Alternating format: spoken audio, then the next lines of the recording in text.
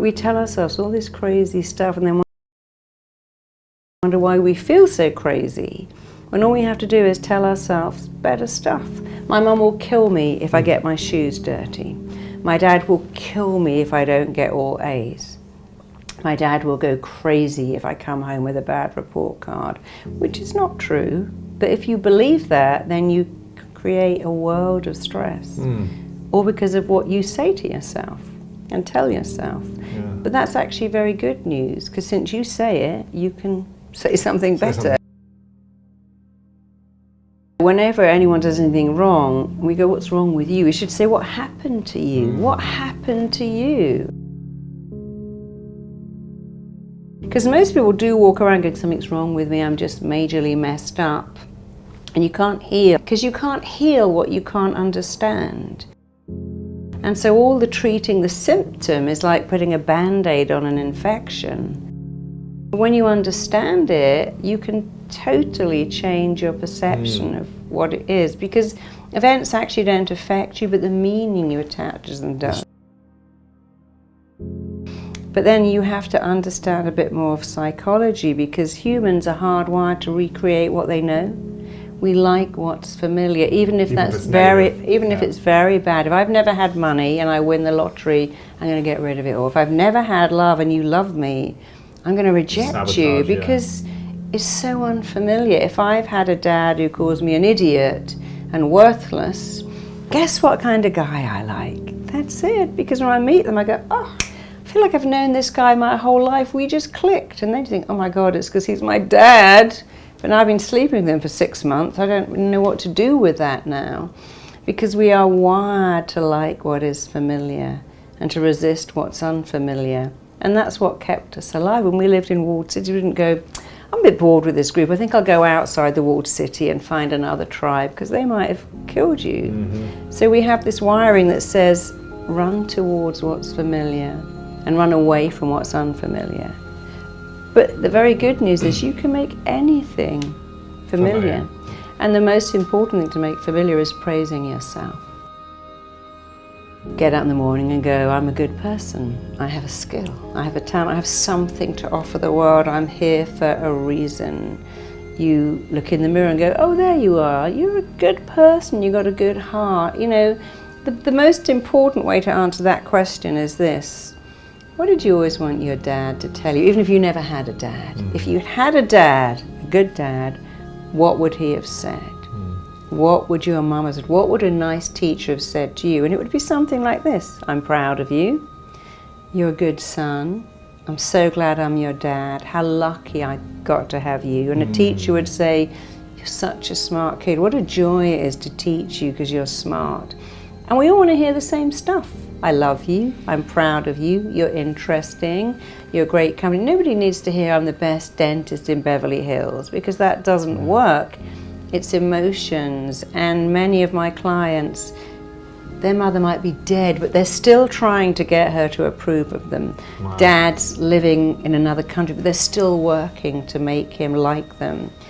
And you know, the most important thing is you like you. So whatever you wanted to hear, say it to yourself, because your mind doesn't even know that it's coming. And it also doesn't care. Your mind doesn't care if what you tell it is right or wrong, or true or false, or even if it's good or bad, it lets it in like chapstick on your lips. Your lips don't go, is this organic, fair trade? Just lets it in. It needs a bit of nourishment. And we need some nourishment, and words are very nourishing. And there is actually nothing on the planet that will raise your self-esteem like praise. And the mind likes repetition. And when you say it every day, your mind kind of goes, oh yeah, here you go again with that praise. You say it every day, must be true, and now it sinks in. Problem is, if you criticize yourself every day, it says the same thing.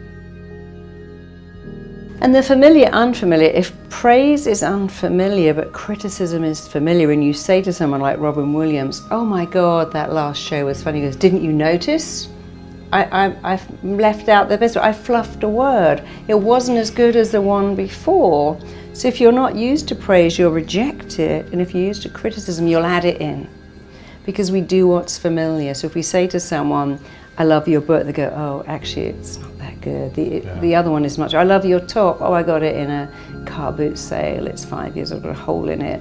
So if we haven't got praise, we actually reject it. And you just have to say to yourself, I'm going to make this familiar. I'm going to praise myself every day. It might feel weird, but I'll keep doing it. It's a bit like running. You know, running isn't familiar, especially around Beverly Hills. But if you put your shoes on and go for a run on concrete, eventually it becomes familiar and then you like it. You can make anything familiar or unfamiliar. And my advice to everyone is look at your bad habits and make them unfamiliar. And look at what you want, especially praise, and make it familiar, more so because if you've got a startup or you're working for yourself, the days of a boss going, well done, good job, pat on the back are over. And you have a praise muscle and no one's going to build it up except for you. But if you build it up, it makes you bulletproof. There's only 3 things wrong with everyone.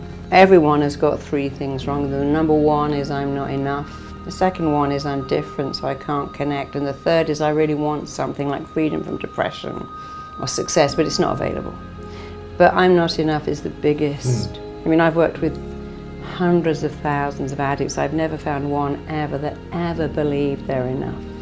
And if we look at the key addictions, shopping, binging on food, binging on alcohol, all of those things come from a feeling of emptiness inside because we're taught, oh, you feel a feeling? Why don't you eat some donuts or go onto eBay and buy, or Amazon or buy something, or have a drink? And our feelings are the most real thing we have, and we push them down. We find all this stuff to buy or eat or drink or take to keep us, like John Lennon said, comfortably numb.